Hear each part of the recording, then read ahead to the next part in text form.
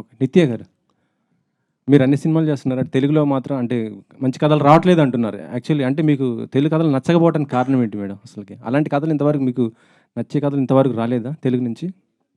అంటే నేను లాంగ్వేజ్ గురించి ఎప్పుడు అనుకోవట్లేదు. ఈ లాంగ్వేజ్‌లో చేస్తాను, ఆ లాంగ్వేజ్‌లో చేయాలి.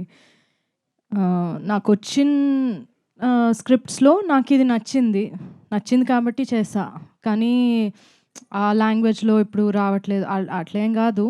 కానీ రాలేదు ఇప్పటి వరకు నాకు ఆ నచ్చిన ఒక బికాజ్ నా స్టైల్ కూడా కొంచెం మారింది. మనం కొంచెం ఆహ్, చిన్నప్పుడు లైక్ వెన్ యూర్ 21, 22 ఒకలాగా స్టోరీస్ మాకు ఓకే. కానీ ఇప్పుడు అది ఇట్స్ నాట్ ఇనఫ్.